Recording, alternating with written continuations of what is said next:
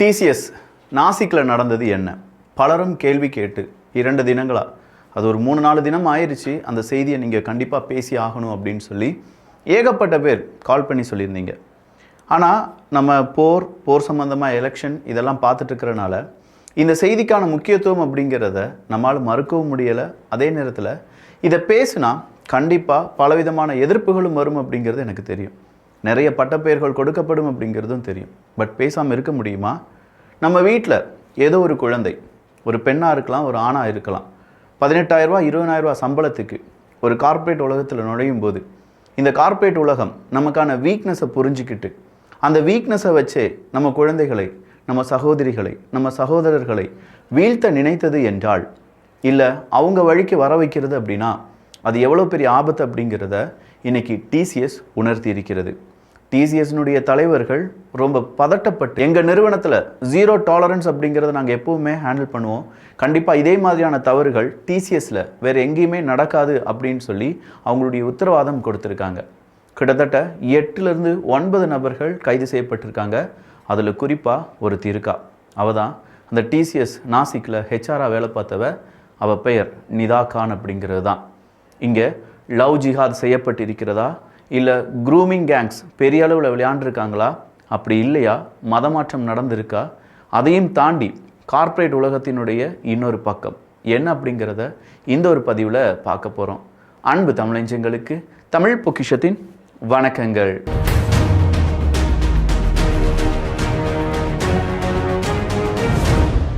TCS Nashik அப்படின்னு சொல்லும்போது மகாராஷ்டிராவில் எங்கேயோ ஒரு இடத்துல இருக்கக்கூடிய ஒரு டிசிஎஸ், ஒரு பிபிஓ சென்டர்னு வச்சுக்கோங்களேன். கால் சென்டர்லாம் நம்ம சொல்லுவோம் பார்த்தீங்களா, அதே மாதிரி டிசிஎஸ்னுடைய ஒரு கால் சென்டர்.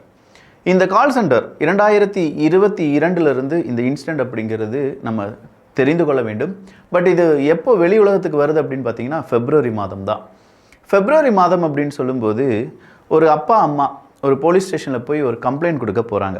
அந்த கம்ப்ளைண்ட்டை எடுத்து வாசித்து பார்க்கக்கூடிய அங்கே இருக்கக்கூடிய காவல்துறை அதிகாரிகளுக்கு ஒரு ஷாக்கிங்கான ஒரு இன்ஃபோ அந்த அப்பா அம்மா சொல்கிறாங்க. என் பொண்ணு, அவங்க ஹிந்துவாக இருக்காங்க, என் பொண்ணு நல்லா தான் இருந்தா, ஆனால் திடீர்னு பார்த்தா இஸ்லாமியர்கள் என்ன செய்வாங்களோ அதே மாதிரியே நோன்பு எடுக்கிறா. நோன்பு எடுக்கிறது பெரிய பிரச்சனை கிடையாது, பட் அவர்களுடைய என்டையர் பிஹேவியர் மாறிடுச்சு. அவள் ஹிஜாபு போடணும்னு சொல்கிறா. அது இல்லாமல் இன்னும் பல பிரச்சனைகள் அவள் உள்ளூர சொல்லாமல் எங்ககிட்ட இருந்து அவள் விலகி போகிறத எங்களால் பார்க்க முடிகிறது. இதுக்கு பின்னாடி வேறு ஏதோ இருக்குது அப்படின்னு சொல்கிறது தான் கம்ப்ளைண்ட். அதனால் என் பொண்ணை நான் வேலைக்கு போக வேண்டாம் அப்படின்னு சொல்லிட்டேன். இது அந்த பெற்றோர் அந்த கம்ப்ளைண்ட் ஆஃபீஸர்ஸ் முன்னாடி சொன்ன வார்த்தைகள். பெற்றோர் பார்த்து அந்த போலீஸ் ஆஃபீஸர்ஸ்க்கு ஒரு உண்மை புரிஞ்சிருச்சு, அங்கே ஏதோ சம்திங் தவறாக நடக்குது அப்படிங்கிறது தான். பட் இதை கண்டுபிடிக்கணும், இதுக்கு பின்னாடி வேறு ஏதோ இருக்குது அப்படிங்கிறத போலீஸ் ஸ்மெல் பண்ணுறாங்க. அதனால் மஃப்தியில், சாதாரணமாக கிடையாது, மஃப்தியில் அதே டிசிஎஸ் ஆஃபீஸுக்குள்ளே பெருக்கிறதுக்கெலாம் இருப்பாங்க பார்த்தீங்களா, ஸ்வீப்பர்ஸ், அந்த மாதிரி 2 கான்ஸ்டபிள்ஸ் அனுப்பி வைக்கிறாங்க. இன்னொரு கான்ஸ்டபிள் அப்படிங்கிறவங்கள, இன்னொரு போலீஸ் ஆஃபீஸர் அப்படிங்கிறவங்க ஒரு மெயில் போலீஸ் ஆஃபீஸரையும் அதே டிசிஎஸ் கேம்பஸ்குள்ளே அனுப்பி வைக்கிறாங்க. ஃபேக்கான ஒரு ஜாப் அப்படிங்கிறது தான். உள்ளே போய் ஒரு மாதம் அவங்க என்ன செய்கிறாங்க, எல்லா இடங்களும் கிட்டத்தட்ட 40க்கும் அதிகமான சிசிடிவி ஃபுட்டேஜ் அப்படிங்கிறத கைப்பற்றுறாங்க. அங்கே இருக்கக்கூடிய சக ஊழியர்களிடம் பேசுகிறாங்க. ஏகப்பட்ட பிரச்சனைகள் அந்த கேம்பஸ்குள்ளே இருக்குது அப்படிங்கிறத கண்டுபிடிக்கிறாங்க. அது சாதாரண விஷயம் கிடையாது, தூக்கி வாரி போடக்கூடிய விஷயங்களாக இருந்துச்சு. இதில் முதல் குற்றவாளியாக மாற்றவன் யார் அப்படின்னு பார்த்தீங்கன்னா டேனிஷ். பேர் நல்லா தானே இருக்குது, ஆனால் அதுக்கு பின்னாடி இன்னொரு பேர் இருக்குது, அதுதான் டேனிஷ் ஷேக் அப்படிங்கிறவன். நான் சொல்லக்கூடிய எல்லா நபர்களுக்குமே 30க்கும் அதிகமான வயது. இந்த டேனிஷ் ஷேக் அப்படிங்கிறவனுக்கு 34-35 வயசு இருக்கும் அப்படின்னு சொல்கிறாங்க. இந்த டேனிஷ் ஷேக்கை தான் ஃபஸ்ட்டு காவல்துறை அரெஸ்ட் பண்ணுறாங்க. அதற்கு காரணம் அந்த 20-21 வயசு ஒரு ஒரு பெண் இருந்தால் பாருங்க, அதாவது அவளை வேலைக்கு விட்டு நிப்பாட்டினாங்கல்ல, அந்த பெண்ணை இந்த டேனிஷ் ஷேக் அப்படிங்கிறவன் ரேப் பண்ணியிருக்கான். சாதாரணமாக கிடையாது, உன்னை நான் கல்யாணம் பண்ணிக்கிறேன், சூப்பரான வாழ்க்கை தரேன், இங்கே இல்லை உனக்கு ஃபாரினில் உன்னுடைய வாழ்க்கை, நம்ம வாழ்க்கை இருக்க போகுது அப்படின்னு சொல்லி ஆசை வார்த்தைகளை கூப்பிட்டு அவனுடைய இச்சைக்கு அவளை அடிமைப்படுத்தியிருக்கான். அப்படி அடிமைப்படுத்தினதோடு மட்டும் இல்லாமல் அவளை அடிக்கடி தனிமையில் சந்திப்பதற்காக பல இடங்களுக்கும் இந்த டேனிஷ் ஷேக் அப்படிங்கிறவன் கூப்பிட்டுட்டு போகிறான். ஆனால் இந்த டேனிஷ் ஷேக்குக்கு ஆல்ரெடி கல்யாணம் ஆயிடுச்சு. கல்யாணமாகி 2 குழந்தைகளும் இருக்குது. இதை யார் அந்த பாதிக்கப்பட்ட பெண்ணிடம் சொன்னார்கள் அப்படின்னு கேட்டால் டேனிஷ் ஷேக்கினுடைய மனைவி.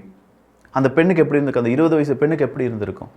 டேனிஷ் ஷேக்கினுடைய மனைவி ஒரு நாள் இந்த பெண்ணுக்கு கூப்பிட்டு, டேனிஷ் ஷேக் நீ நினைக்கிற மாதிரி கல்யாணம் ஆகாதவன் கிடையாது, அவனுக்கு கல்யாணம் ஆகி 2 குழந்தைகளும் இருக்காங்க, அவனுடைய மனைவி தானா, பட் இதை தொடருவதற்கு அவன் என்னெல்லாம் சொல்லியிருக்கானோ அதை ஒருவேளை நீ கேட்டு ஆக வேண்டும் அப்படிங்கிற மாதிரி அந்த பெண்ணுக்கு சில இன்ஸ்ட்ரக்ஷனை கொடுத்துருக்காங்க. இது சாதாரண விஷயம் கிடையாது. இதுக்கு பின்னணியில் அடுத்ததாக அந்த பெண் ஒரு இஸ்லாமிய பெண்ணாக மாறுறா. சொல்லப்போனால் அவங்களுடைய சட்டத்திட்டங்கள் ஹிஜாபு போடுறதா இருக்கட்டும், நோன்பு வைப்பதா இருக்கட்டும், இப்படின்னு சொல்லி இந்த பெண் என்டையராக கன்வெர்ட் ஆகிறதுக்கு ட்ரை பண்ணும்போது தான் அவங்களுடைய பேரண்ட்ஸ் இவங்களை போலீஸில் இன்ஃபர்மேஷன் கொடுத்து இந்த டேனிஷ் ஷேக் அப்படிங்கிறவனை அரெஸ்ட் பண்ணுறாங்க. பட் இந்த டேனிஷ் ஷேக்கோடு இது நின்றுச்சுன்னு நினச்சா இங்கே தான் இந்த க்ரூமிங் கேங்ஸ் அப்படிங்கிறத பற்றி தெரிஞ்சுக்கணும். இதுக்கு பின்னாடி மதம் இருக்குது அப்படின்னு சொல்லி கொஞ்சம் பேர் சொல்லலாம், இது ஒரு லவ் ஜிஹாது தான் அப்படின்னு சொல்லி நிறைய பேர் சொல்லலாம். பட் இதுக்கு பின்னாடி கொடூரமான முகங்கள் இருக்குது அப்படிங்கிறத நம்மளால் மறுக்கவே முடியாது. இந்த முகங்கள் ரொம்ப பகட்டான முகங்களாக இருக்கும். இந்த முகங்கள் நிறைய படித்தவர்களுடைய முகங்களாக இருக்கும். இந்த முகங்கள் பல பணக்கார முகங்களாக இருக்கும். இவங்களுடைய வேலை என்ன அப்படிங்கிறதெல்லாம் நான் அடுத்தடுத்து சொல்ல போகிறேன். யாரும் பயப்படாதீங்க. பட் இப்படி ஒரு உலகம் இருக்கிறது அப்படிங்கிறத நீங்கள் புரிஞ்சுக்கணும். பேரண்ட்ஸ் கண்டிப்பாக இதை புரிந்து கொள்ள வேண்டும். யங்ஸ்டர்ஸ் ஒரு 19 வயதிலிருந்து 25-26 வயதில் இருக்கக்கூடிய பெண்களுக்கு இந்த வீடியோ சமர்ப்பணம் அப்படின்னு நான் சொல்லுவேன். இந்த ஒரு பெண் பாதிக்கப்பட்ட ஒரு பெண் இருக்காங்கன்னு சொன்னேன் பார்த்தீங்களா, அவங்க ஒரு மிடில் கிளாஸ் பெண். அப்போ 20-21 வயசு தான் ஆகுது. இந்த டேனிஷ் அப்படிங்கிறவன் நம்பி ஏமாந்துட்டாளா இல்லாட்டி அது தெரியுமா தெரியாதா அப்படிங்கிறதெல்லாம் விட அவனுடைய அடுத்த ஃப்ரெண்ட் ஒருத்தன் இருக்கான். அவன் என்ன செஞ்சுருக்கான், இதே பெண்ணை அவனுடைய இச்சைக்கு பயன்படுத்த ஆரம்பிச்சிருக்கான். நிறைய டார்ச்சர் அப்படிங்கிறத கொடுக்க ஆரம்பிச்சிருக்கான். அவனுடைய பெயர் டவுசிஃப் அத்தார் அப்படிங்கிறவன் தான். இந்த டவுசிஃப் அத்தார் அப்படிங்கிறவனுக்கு வயது 36. இந்த டவுசிஃப் அத்தார் இவன் என்ன செஞ்சுருக்கான், இப்படி டேனிஷுக்கு நீ எல்லாம் செய்றியாமே, எனக்கும் அப்படி ஏதாவது அப்படிங்கிற மாதிரி பேச்சு கொடுத்து அந்த பெண்ணை அவன் பக்கமாக இழுக்க ட்ரை பண்ணதை காவல்துறை அதிகாரிகளிடம் இந்த பெண் சொல்லிட்டா. இந்த டவுசிஃப் அப்படிங்கிறவனை அரெஸ்ட் பண்ணி அவனுடைய மொபைல் ஃபோனை வாங்குறாங்க காவல்துறை அதிகாரிகள். காரணம், மஃப்தியில் இவ்வளோ நாள் அங்கே என்ன செஞ்சுட்டு இருந்தாங்க, காவல்துறை அதிகாரிகள் அந்த டிசிஎஸ் கேம்புக்குள்ளே என்ன நடக்கு அப்படிங்கிறதெல்லாம் தெரிஞ்சுக்கிட்டாங்க. அப்போ இந்த டவுசிஃபை பிடிச்சா அடுத்ததாக ஏதோ ஒன்று சிக்குங்கிறது காவல்துறை அதிகாரிகளுக்கு தெரிஞ்சிருக்கு. ஃபோனை வாங்கி பார்க்கும்போது அங்கே இருந்த பல ஹிந்து பெண்கள் ஹிஜாபு போட்ட மாதிரியான புகைப்படம் அவனுடைய ஃபோனில் இருந்திருக்கு. அந்த ஃபோனை வாங்கி பார்த்த காவல்துறை அதிகாரிகள் அங்கே வேலை செய்யக்கூடிய அந்த பெண்களை விசாரிக்கிறாங்க. அப்படி விசாரிக்கும்போது தான் தெரியுது, இது சாதாரண பிரச்சனை கிடையாது.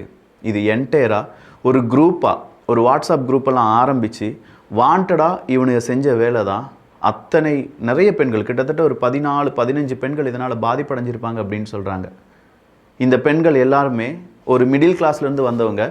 18,000-20,000 சம்பளத்துக்கு அந்த டிசிஎஸ் கேம்பஸ்குள்ளே வேலைக்கு என்ட்ராகிறதுக்கு முன்னாடி இவங்களை இன்டர்வியூ எடுத்திருப்பாங்கல்ல. அப்படி இன்டர்வியூ எடுக்கும்போது இவங்களுடைய வீக்னஸை சரியாக ஒரு ஹெச்ஆர் புரிஞ்சிக்கிறா. அவளுக்கெல்லாம் மரியாதையே கிடையாது. நிதா கான் அப்படிங்கிறவ தான் அவளுடைய பெயர். இந்த ஹெச்ஆர் என்ன செய்யணும், POSH அப்படிங்கிற ஒரு சட்டம் இருக்குது. அதாவது இந்த கார்ப்பரேட் உலகத்தில் ஏதாவது மனதளவிலேயோ இல்லாட்டி உடல் அளவிலேயோ அவங்கள சீன்றாங்க அப்படின்னா அதை உடனடியாக ஹெச்ஆருக்கு தெரிவிக்க வேண்டும். ஹெச்ஆர் அதை உடனடியாக கிட்ட இருக்கக்கூடிய காவல்துறை அதிகாரிகளுக்கு தெரிவிக்க வேண்டும். அதில் எந்த விதமான டிலேயும் இருக்கக்கூடாது என்பது தான் POSH சட்டம். இந்த போஷ் அப்படிங்கிற இந்த சட்டத்தை இந்த நிதா கானுக்கு தெரியுமா தெரியாதா அப்படின்னு கேட்டால் சத்தியமாக தெரியும். ஆனால் இவங்கெல்லாம் சேர்ந்து என்ன செஞ்சுருக்காங்க, அங்கே இருக்கக்கூடிய முக்கியமாக இந்த பெரும்பான்மையினர் அப்படின்னு சொல்லக்கூடிய இந்த ஹிந்து பெண்களை டார்கெட் பண்ணியிருக்காங்க. அப்படி டார்கெட் பண்ணது எப்படின்னா, அவங்கள ஒருத்தன் என்ன செய்வான், ஒரு பார்ட்டிக்கு கூப்பிட்டுட்டு போவான். அப்படி பார்ட்டிக்கு கூப்பிட்டுட்டு போன உடனே கண்டிப்பாக அங்கே ஒரு ஸ்விம்மிங் பூல் இருக்கும். ஸ்விம்மிங் பூலில் அவங்க அந்த கேர்ள்ஸ் குளிக்கிற மாதிரி, இது கார்ப்பரேட் உலகத்தில் சாதாரணம் அப்படின்னு சொன்னால் கூட இங்கே இருந்து சில உண்மைகளை நம்ம புரிஞ்சிக்கணும். அந்த ஸ்விம்மிங் பூலில் அந்த பெண் அப்படி குளிச்சுட்டு வெளியில் வர்ற புகைப்படத்தெல்லாம் ஃபோட்டோவாக எடுத்து அந்த ஃபோட்டோவை அவங்க முன்னாடியே காண்பித்து, நல்லா இருக்க பாரேன், உன் பாடி ரொம்ப ஸ்ட்ரக்சராக இருக்குது, கல்யாணம் ஆன பெண்ணாக இருந்தாங்க அப்படின்னா, சூப்பராக இருக்கியா, ஆனால் உனக்கு உன் ஹஸ்பண்ட் அவ்வளோ நல்லா இல்லை, நீ திருமண வாழ்க்கையில் அவ்வளோ ஜாலியாக இருக்கிற மாதிரி எனக்கு தெரியலையே, இவ்வளோ கருப்பாக இருந்தாலும் எவ்வளோ அழகாக இருக்க. ஸோ கருப்பான பெண்களை இவனுங்க டார்கெட் பண்ணுறது, கருப்பாக இருந்தாலும் பின்னாடி யாரும் வராமையாக இருந்திருப்பாங்க, பரவாயில்லையே அப்படின்னு சொல்லி பேசி அந்த பெண்ணினுடைய ஷோல்டரில், அந்த பெண்ணினுடைய இடுப்பில், அந்த பெண்ணை மடியில் உட்கார வைக்கிறது, அந்த பெண்ணினுடைய மடியில் உட்கார்றது, இப்படின்னு சொல்லி கொஞ்சம் கொஞ்சமாக அவங்க டச் பண்ணி அந்த பெண்ணை இவங்க பக்கமாக இழுக்க ஆரம்பிப்பாங்க. அப்படி இழுக்க ஆரம்பிக்கிறது எல்லாமே கார்ப்பரேட் உலகத்தில் சகஜம் அப்படின்னு சொல்லி யாராவது சொன்னீங்கன்னா, இது சகஜமாக இருக்கும். நண்பர்களாக ஓரளவுக்கு இது சகஜம் அப்படின்னு சொல்லலாம். பட் இந்த குரூப் அப்படிங்கிறது அப்படி சகஜமான குரூப் கிடையாது. இவங்க என்ன செஞ்சுருக்காங்க, இப்படி பார்க்கக்கூடிய பெண்களுடைய வீக்னஸை கொஞ்சம் கொஞ்சமாக படித்து அந்த வீக்னஸையே அந்த பெண்களை அவங்க பக்கமாக வீழ்த்த வச்சு, அப்படி வீழாத பெண்கள் இருப்பாங்கல்ல, டேய் போடா அப்படின்னு சொல்லிட்டு போகிற பெண்கள் இருப்பாங்கல்ல, அவங்களுக்கு எக்ஸ்ட்ராவாக ப்ரெஷர் கொடுத்து, நிறைய வேலையை கொடுத்து, நீ என் ஆசைக்கு இணங்கலையா, நீ என் கட்டுப்பாட்டுக்குள்ளே வரலையா, இந்த வேலையெல்லாம் செய், ஓவர் டைம் பண்ணு, காலையிலே சீக்கிரமாக வா. ஸோ இப்போ நான் சொல்லக்கூடிய பெயர்கள் இருக்கக்கூடிய அந்த அத்தனை கயவர்களும் டாப் பொசிஷனில் இருக்கிறவங்க. டீம் லீடாக இருப்பாங்க, ப்ராஜெக்ட் மேனேஜராக இருப்பானுங்க, அப்படி இல்லைனா ஹெச்ஆராக இருந்திருக்காங்க. அதில் ஷாஃபி ஷேக் அப்படிங்கிறவனுக்கு 34 வயசு, அசீஃப் அன்சாரி அப்படிங்கிறவனுக்கு வெறும் 22 வயசு, தௌசிஃப் அத்தார் அப்படிங்கிறவனுக்கு 36, ஷாருக் குரோஷி 34 வயசு, ராசா மேமன் 35 வயசு, டேனிஷ் ஷேக் 34 வயசு, இன்னொருத்தி அஸ்வினி சைனானி அப்படின்னு சொல்கிற ஒரு டீம், நிதா கான் அப்படிங்கிற வேறொரு டீம் தான். ஸோ இவங்க ஒரு வாட்ஸ்அப் குரூப்பை ஸ்டார்ட் பண்ணி, இந்த வாட்ஸ்அப் குரூப்பில் ஒரு ஹிந்து பெண்ணை போட்டு அதில் 2 பேரை டார்கெட் பண்ண வச்சுருக்காங்க. ஒரு ஆள் டார்கெட் பண்ணும்போது ஒரு ஆள் ஹீரோவாக தெரியணும், ஒரு ஆள் வில்லனாக தெரியணும். இந்த ஹீரோ வில்லன் கான்செப்டுக்குள்ளே ஆஃபீஸ்குள்ளே இருக்கிறது பேசும்போது ஹீரோவாக தெரியக்கூடிய ஒரு ஆணிடம் சீக்கிரமாக அந்த பெண் பழக ஆரம்பிப்பாள். அப்படி பழக ஆரம்பித்த பிறகு அவங்களுடைய இச்சைக்கு அந்த பெண்ணை இவனுங்க பயன்படுத்துவாங்க. அப்படி இல்லையா அவங்களுடைய ரிலீஜன், அவங்க மதத்தை பற்றி ரொம்ப கொச்சையாக பேச ஆரம்பிப்பாங்க. சில பெண்களிடம் அவங்க என்ன சில ஆண்களையும் அவங்க என்ன செஞ்சுருக்காங்கன்னா, அவங்க சாப்பாடு பிடிக்காதுன்னு சொன்னாலும் பீஃப் நீ சாப்பிட்டு தான் ஆகணும் அப்படின்னு சொல்லியிருக்காங்க. அங்கே இருக்கக்கூடிய பெண்களுக்கு ஹிஜாபு போட்டு அழகு பார்க்கிறோம் அப்படிங்கிற பெயரில் அவங்களுடைய அட்டையரை கம்ப்ளீட்டாக மாற்றி அதை வீடியோவாக ஃபோட்டோவாக எடுத்து அதை வச்சு அவங்கள மைண்ட் வாஷ் பண்ணுறதுக்கு ட்ரை பண்ணியிருக்காங்க. இது எல்லாமே இந்த டிசிஎஸ் கேம்பஸ்குள்ளே நடந்திருக்கு. அப்படி நிறைய அங்கே இருக்கக்கூடிய பெண்கள் இப்போ உண்மையை கொஞ்சம் கொஞ்சமாக சொல்ல ஆரம்பிக்கிறாங்க. ஃபர்ஸ்ட் ஒரு எஃப்ஐஆர் பதிவாகுது. அதன் பிறகு அந்த தௌசிஃப் அப்படிங்கிறவனுடைய அந்த ஃபோனை எடுத்து அந்த ஃபோனில் இருக்கக்கூடிய புகைப்படம் அதை வைத்து அடுத்தடுத்த எஃப்ஐஆர் அப்படிங்கிறது பதிவு செய்யப்படுகிறது. அப்படி பதிவு செய்யப்பட்டு இப்போது 8லிருந்து 9 எஃப்ஐஆர்கள் அப்படிங்கிறது பதிவு செய்யப்பட்டிருக்கிறது. முதல்ல 7 விக்டிம் தான் இருப்பாங்க அப்படின்னு சொல்லி நினச்சாங்க. அடுத்தது அது 12 விக்டிமாக மாறினாங்க. அதாவது 12 பெண்கள் இதனால் பாதிப்படைஞ்சிருந்தாங்க. இப்போ 14 பெண்கள் பாதிப்படைந்ததாக சொல்லப்படுகிறது. ஸோ இந்த இடத்துல பாதிக்கப்பட்ட பெண்கள் யாருமே இந்த டிசிஎஸ் ஆஃபீஸுக்கு இல்லாட்டி அங்கே இருக்கக்கூடிய ஹெச்ஆருக்கு போஸ்ட் கம்ப்ளைண்ட் அப்படிங்கிறது கொடுக்கலையான்னு கேட்டால் கொடுத்தாங்க. இந்த நிதா கான் அப்படிங்கிற அந்த பெண்ணிடம் இவங்க எல்லாமே கம்ப்ளைண்ட் கொடுத்துருக்காங்க. அந்த கம்ப்ளைண்ட் எல்லாம் பார்த்த நிதா கான் கொஞ்சம் பேர் வெர்பலாக சொல்லியிருப்பாங்கள்ல, மேடம் இப்படிலாம் ரொம்ப தப்பாக பிஹேவ் பண்ணுறாங்க, தப்பாக தொடுறாங்க, தப்பாக பேச சொல்கிறாங்க, இல்லாட்டி தப்பாக மெசேஜ் பண்ணுறாங்க, இப்படிலாம் சொன்ன அந்த பெண்களிடம் இந்த நிதா கான் அப்படிங்கிற இந்த ராட்சஸ் என்ன தெரியுமா சொல்லியிருக்கா, கார்ப்பரேட் உலகத்தில் அதெல்லாம் சகஜம் தானே, கூல், அதுவும் அவங்க அப்படி செய்வாங்களா, அவங்க பாருங்கள் எவ்வளோ ஃபேராக இருக்காங்க, யார் இந்த நாய்க அவ்வளோ அழகாக இருக்கானுங்களாம், வெள்ளையாக இருக்கானுங்க, அவங்களுக்கு நல்ல டீசன்சி, அவங்க நல்ல ஹை ரேங்கில் இருக்காங்க, நல்ல ப்ரொஃபைல், அவங்கக்கிட்ட லட்சக்கணக்கில் சம்பளம் வாங்குறாங்க, ஸோ கொஞ்சம் அட்ஜஸ்ட் பண்ணி போனால் என்ன அப்படிங்கிற மாதிரி இந்த க்ரூமிங் கேங் அப்படிங்கிறது ஒரு கேங்காக ஒரு வாட்ஸ்அப் குரூப்லேருந்து வெளியான ஒரு தோற்றமாக இருக்குது. இதுக்கு பின்னாடி இந்த பாதிக்கப்பட்ட பெண்கள் அப்படிங்கிறவங்க வீடியோ காலில் சில நபர்களிடம் பேசினதாக சொல்லப்படுது. பட் இப்போதைக்கு அது வெறும் கான்ஸ்பிரசி தான். அந்த வீடியோ காலில் பேசின நபர் யார் அப்படிங்கிறத காவல்துறை அதிகாரிகள் கண்டுபிடிப்பார்கள் என்று சொல்லியிருக்கிறார்கள். அவங்கக்கிட்ட ஃபாரின்லேருந்து யாராவது பேசி, ஒன்றும் இல்லைம்மா நீ அவங்க கூட தானே இருக்க, ஒன்றும் இல்லை, அவங்க சொல்கிற மாதிரியே நீ செய், உனக்கு ஃபாரினில் நல்ல வேலை வாங்கி தரோம்.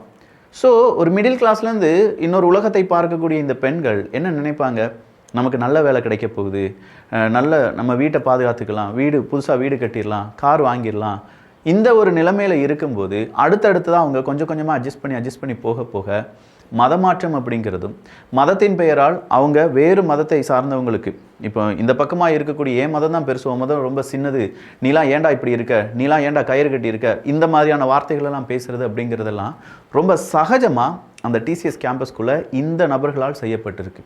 அப்போ இவனுங்கெல்லாம் டாப் ப்ரொஃபைல் இருக்கிறதுனால இது வெளி உலகத்துக்கு தெரியாமையே 4 வருஷம் போயிருக்கு. அதன் பிறகு தான் அந்த அப்பா அம்மாவினுடைய கம்ப்ளைண்ட் காரணமாக டிசிஎஸ் நாசிக்கில் இந்த சம்பவம் நடந்ததாக வெளி உலகத்துக்கு தெரிய வருது. ஸோ இதை பிஜேபியிலிருந்து இல்லாட்டி இந்த பக்கம் இருந்து பார்க்குறவங்க லவ் ஜிஹாத், கண்டிப்பாக இது லவ் ஜிஹாத் தான், கேரளா ஸ்டோரி தப்புன்னு சொன்னீங்களேடா இங்கே பாருங்கடா அப்படின்னு சொல்லி அவங்க தேடிட்டு இருந்த ஏதோ ஒரு எவிடன்ஸ் இதில் கிடைச்ச மாதிரி அதை பெருசுப்படுத்துகிறாங்க. இந்த பக்கமாக காமனாக நின்று பார்க்கும்போது கார்ப்பரேட் உலகத்தில் இந்த க்ரூமிங் கேங்ஸ் அப்படிங்கிறது ரொம்ப பெருசாக இருக்குது. நம்ம பெண்களுடைய, நம்ம குழந்தைகளுடைய, நம்ம சகோதரனுடைய வீக்னஸை பிடிச்சு அதை வைத்து அவங்கள வீழ்த்தி அவங்களுக்கு தேவையான அவங்களுடைய பாடி எக்ஸ்ப்ளாய்ட் பண்ணுறதா இருக்கட்டும், அவங்க மனசை காயப்படுத்துகிறதா இருக்கட்டும், அவங்களுடைய மத சென்டிமெண்ட்டை அடிமைப்படுத்தி அவங்களுடைய மத சென்டிமெண்ட் வழியாகவே அவங்களை அடிமைப்படுத்துகிறதா இருக்கட்டும், அவங்களுக்கு ஓவர் ப்ரெஷர் கொடுக்கறதா இருக்கட்டும், இதெல்லாமே ஒரு கேங் செஞ்சுட்டு தான் இருக்காங்க அப்படிங்கிற மாதிரியான செய்திகள் பரவ ஆரம்பிக்குது. இது பரவ ஆரம்பிச்சதுலேருந்து நிறைய ஐடி செக்டாரில் வேலை பார்க்குறவங்க அங்கங்கே சோஷியல் மீடியாவில் என்னுடைய ஆஃபீஸ்லேயும் இது நடந்துகிட்ருக்கு, என்னுடைய ஆஃபீஸ்லேயும் இது நடந்துகிட்ருக்கு அப்படின்னு சொல்கிற பல குற்றச்சாட்டுகளை சோஷியல் மீடியாவில் பகிர ஆரம்பிக்கிறாங்க. நிறைய பேர் அங்கே இருக்கக்கூடிய போலீஸ் ஆஃபீஸர்ஸுக்கு எல்லாத்துக்குமே டிஎம் அனுப்பி என் பேரை சொல்லாதீங்க, பட் எங்கள் ஆஃபீஸ்லேயும் இது நடக்குது, சீக்கிரமாக இதுக்கு ஒரு முற்றுப்புள்ளி வைங்க அப்படின்னு சொல்கிற அந்த தகவலை கொடுக்க ஆரம்பிக்கிறாங்க. இது இப்படி நடந்துகிட்டே இருக்கும்போது தான் அடுத்ததாக ஜிம்மில் இதே மாதிரி ஒரு விஷயம், ஒரு பிஸ்னஸ் மேனுடைய ஒரு மனைவி 7 வருஷம் அஃபேரில் இருந்திருக்காங்க. அப்போது 7 வருஷம் அஃபேரில் இருந்தவங்கள திடீர்னு நீ இந்த மதத்துக்கு மாறினீன்னா உனக்கு அடுத்த கட்ட வாழ்க்கை தருகிறேன் அப்படின்னு சொல்லி அந்த ஜிம் மாஸ்டர் சொல்ல அது வெளி உலகத்துக்கு வருது. அதே மாதிரி நிறைய பெண்களை அந்த ஜிம் மாஸ்டர் அவன் பேரும் இந்த மதத்தை சார்ந்ததுனால அதுவும் பெரிய பேசு பொருளாக மாறுது. கடைசியாக இன்னைக்கு 120 பெண்களை ஒருத்தன் ஏமாத்தியிருக்கான் அப்படின்னு சொல்லக்கூடிய ஒரு செய்தியும் வெளியானது. இது எல்லாத்தையுமே இந்த வலதுசாரிகள் அப்படிங்கிறவங்க லவ் ஜிஹாத் அப்படிங்கிற மாதிரி அதை பேசிகிட்டு இருக்காங்க. பட் அதில் உண்மை இல்லையான்னு கேட்டால் அதில் உண்மை இருக்குது. அதுக்காக இதை ஜெனரலைஸ் பண்ணிடணுமா, நார்மலைஸ் பண்ணிடணுமான்னு கேட்டால் கிடையாது. இதே தான் கொஞ்சம் நாட்களுக்கு முன்னாடி நாடக காதல் அப்படிங்கிற லெவலில் நிறைய பேர் பேசிகிட்டு இருந்தாங்க. அடுத்ததாக இன்னும் கொஞ்சம் நாட்களுக்கு முன்னாடி வர இது சர்வசாதாரண விஷயங்கள் தான், இதை கடந்து போகணும், இதுதான் கார்ப்பரேட் உலகம் அப்படின்னு சொல்லி கார்ப்பரேட் உலகத்துக்கு ஒரு டார்க் சைடு இருக்குது அப்படின்னு சொல்லி அந்த கார்ப்பரேட் உலகத்துக்கு பெண்களை அனுப்புவது அப்படிங்கிறது ரொம்ப ரொம்ப ஐயரவாக பார்க்கப்பட்ட ஒரு நேரமும் இருந்தது. இதெல்லாம் தாண்டி நம்ம வீட்டு பெண்கள் வேலைக்கு போகிறதுக்கு இப்போ இந்த க்ரூமிங் கேங்ஸ் அப்படிங்கிறவங்க தடையாக இருக்கிறார்களா என்று கேட்டால் பெண்களே உஷார். உங்களுடைய வீக் பாயிண்ட் ரொம்ப கலர் கம்மியாக இருக்கக்கூடிய பெண்களை ஃபஸ்ட் அதை வச்சே டார்கெட் பண்ணுவானுங்க. கலர் கம்மியாக இருக்க அதெல்லாம் ஒன்றும் இல்லை, இந்த நம்பிக்கை கொடுத்தோன்னே அந்த பெண்களுக்கு ஒரு விதமான நம்பிக்கை கிடைக்கும் பாருங்க. அந்த நம்பிக்கையை பயன்படுத்தியே உங்களுடைய உடலை அவனுடைய இச்சைக்கு பயன்படுத்தி கொள்வான். இதே மாதிரி ஒவ்வொருத்தவங்களுக்கும் ஒரு வீக்னஸ் இருக்கும். ஒருத்தவங்களுக்கு சேலரி ஹைக்கு தேவைப்படலாம், ஒருத்தவங்களுக்கு ஒரு டிரான்ஸ்ஃபர் தேவைப்படலாம், இல்லாட்டி இன்னொரு இடத்துக்கு ஒருவேளை ஆன்சைட்டுக்கு அப்படின்னு சொல்லி இது எல்லாமே இவனுங்க ஒரு அட்வான்டேஜாக எடுத்துக்கொள்வானுங்கள். அதுலேயும் இந்த ஹை பொசிஷனில் இருக்கிறவங்க எல்லாம் சேர்ந்து ஒரு 4-5 ஒரு கம்பெனிக்கு ஒரு 4-5 டீம் லீடர் இருப்பாங்கன்னு வச்சுக்கோங்களேன். இவனு எல்லாம் சேர்ந்து ஒரு வாட்ஸ்அப் குரூப் தொடங்கி அந்த வாட்ஸ்அப் குரூப்புக்குள்ளே இந்த பெண்ணை நீ டார்கெட் பண்ணணும் அப்படின்னு சொல்லும்போது இது ஒரு டார்கெட்டட் தான். ஸோ டிசிஎஸ் நாசிக்கில் நடந்தது சாதாரண ஒரு விஷயம் கிடையாது. அது ஜஸ்ட் ஒரு க்ரூமிங் கேங் மட்டும் கிடையாது. அதுக்கு பின்னாடி ரிலீஜியஸ் அட்டாக் அப்படிங்கிறதும் இருக்குது. அதுக்கு பின்னாடி மிகப்பெரிய அளவில் மாஃபியா கும்பல், ஒரு மத வெறி அப்படிங்கிறதும் அதுக்குள்ளே இருந்ததுனால தான் இது பெருசாக பேசு பொருளாக மாறுது. டிசிஎஸ்னுடைய செயலாளர்கள், டிசிஎஸ்னுடைய தலைவர்கள், டிசிஎஸ்னுடைய அங்கே இருக்கக்கூடிய தலைவர்கள் இவங்க எல்லாருமே பதறி அடித்து எங்கள் நிறுவனத்தில் இந்த மாதிரி தவறு நடந்துறதை நாங்கள் இப்போ பார்க்கிறோம், எல்லாரையும் நாங்கள் சஸ்பெண்ட் பண்ணிட்டோம், இனிமேல் எங்களுக்கு 0 டாலரன்ஸ், எல்லாத்துமே நாங்கள் ரீஆடிட் பண்ணுறோம் அப்படின்னு சொல்லி உறுதியை கொடுக்குறாங்க. ஸோ இந்த போஸ்ட் கம்ப்ளைண்ட் அப்படிங்கிறது கார்ப்பரேட் உலகத்தில் எத்தனை பேர் கொடுத்துருக்காங்க, எத்தனை பேருடைய கம்ப்ளைண்ட்ஸ் அப்படிங்கிறது ரெஜிஸ்டர் செய்யப்பட்டிருக்கு அப்படிங்கிறதெல்லாம் உடனடியாக ஆடிட் செய்ய வேண்டும் அப்படிங்கிற உத்தரவு பறக்கிறது.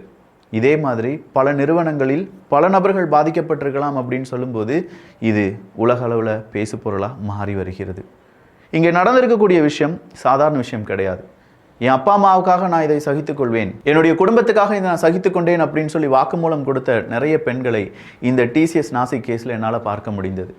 அப்போது இந்த இவ்வளோ திருட்டு வேலை செஞ்சுருக்காங்க பார்த்தீங்களா இந்த கயவர்கள், இவங்களுக்கு ஆஜராகக்கூடிய அந்த லாயர்ஸ் என்ன சொல்கிறாங்கன்னா, என்னுடைய ஆதரவாளர் சாரி உடுத்துட்டு வந்தாங்க, அந்த பெண் சாரி சூப்பராக இருந்துச்சு அப்படின்னு சொல்கிறத கூட கம்ப்ளைண்ட்டில் சேர்த்துருக்காங்க. ஒரு நம்ம வேலை செஞ்சுட்ருக்கோம், சாரி நல்லா இருக்குன்னு சொல்கிறதெல்லாம் எப்படி ஒரு கம்ப்ளைண்ட்டாக ரெஜிஸ்டர் பண்ண முடியும் அப்படின்னு சொல்லி கேட்குறாங்க. பட் அந்த பெண் என்ன சொல்கிறாங்கன்னா, சாரி நல்லா இருக்குது அப்படின்னு சொன்னதோடு மட்டும் விடாமல் அந்த சாரியில் அங்கங்கே உன்னுடைய பாகங்கள், உடல் பாகங்கள் ரொம்ப சூப்பராக தெரியுது, இதுதான் உனக்கு நல்லா இருக்குது அப்படின்னு சொல்லி உள்ளூர எனக்குள்ள ஒரு விதமான பதட்டத்தையும் ஒரு விதமான கிளர்ச்சியும் ஏற்படுத்துவதற்கு அவங்க ட்ரை பண்ணாங்க அப்படின்னு சொல்கிறத ஏன் நீங்கள் கண்டு கொள்ளவில்லை அப்படிங்கிறது தான் அந்த பெண்கள் கேட்கக்கூடிய கேள்வி. ஸோ புரியுதா? இது சாதாரண விஷயமா நம்ம பார்த்தோம்னா இந்த கார்ப்பரேட் உலகத்தில் இது நடப்பது சாதாரணமாக தோன்றும். ஆனால் ஒரு குரூப், ஒரு கேங்காக மாறி அவனு ஒரு வாட்ஸ்அப் குரூப்பில் வழியாக இந்த பெண்களை டார்கெட் பண்ணியிருக்காங்கன்னா அதை இங்கே எல்லாருமே வன்மையாக கண்டிக்க வேண்டும். இது இந்த பெண்களுக்கு நடந்ததுனால, ஹிந்து பெண்களுக்கு நடந்ததுனால அப்படிங்கிறது கிடையாது. இந்த இடத்துல பிரச்சனை எந்த பெண்களுக்கும் நடக்கக்கூடாது. யாருக்கும் இந்த அளவு மதத்தின் பெயரால், அதுவும் கார்ப்பரேட்டுக்குள்ளே வந்துட்டு மதத்தின் பெயரால் ஒரு ஏற்றத்தாழ்வை உருவாக்கி அது வழியாக குளிர் காய்ச்சி விடலாம் அப்படின்னு சொல்லி இந்த ஹை பொசிஷனில் இருக்கிறவனுங்க நினச்சானுங்கன்னா இந்த கேஸ் இது ஒரு திருப்பு முனையாக மாறும். பலருக்கும் இன்னைக்கு வயிற்றில் புளிய கரைச்சிருக்கலாம். இதே மாதிரியான உண்மைகள் வெளியில் வந்துடும் அப்படிங்கிற பல நிகழ்வுகள் அடுக்கடுக்காக நடந்துட்டுருக்கு. நானே கிட்டத்தட்ட 8 நிறுவனங்களில் இருக்கக்கூடிய நிறைய எம்ப்ளாயீஸினுடைய பல மெசேஜஸை வாசித்து பார்த்துட்டேன். ஸோ ஒவ்வொன்றா வெளி உலகத்துக்கு வரும்போது இதை விட பெரிய சம்பவங்கள் நம் முன்னே வரப்போகிறது. இது just tip of the iceberg தான். ஸோ டிசிஎஸ் நாசிக்கில் இதுதான் நடந்திருக்கு. இதுக்கு பின்னணியில் யார் இருக்காங்க, அடுத்ததாக இந்த கேங் வேறு என்னென்னலாம் விஷயங்கள் செஞ்சுருக்காங்க அப்படிங்கிறதெல்லாம் அடுத்தடுத்த விசாரணையில் தெரியப்படுத்துவோம் என்கிற தகவலையும் காவல்துறை அதிகாரிகள் கொடுத்திருக்கிறார்கள். என்ன நடந்திருக்கு அப்படிங்கிறத நான் சொல்லிட்டேன். இதுக்கு பிறகும் இதே மாதிரியான சம்பவங்கள் நடைபெறாமல் இருக்க நம்ம வீட்டு பெண்களுக்கு, நம்ம வீட்டு ஆண்களுக்கு நம்ம அறிவுரை கொடுக்க வேண்டும். அறிவுரை அப்படிங்கிறத விட 20-21 வயசு ஆயிடுச்சுன்னா அவங்களுக்கே தெரிஞ்சிடும் அங்கே என்ன நடக்குது அப்படின்னு சொல்லி.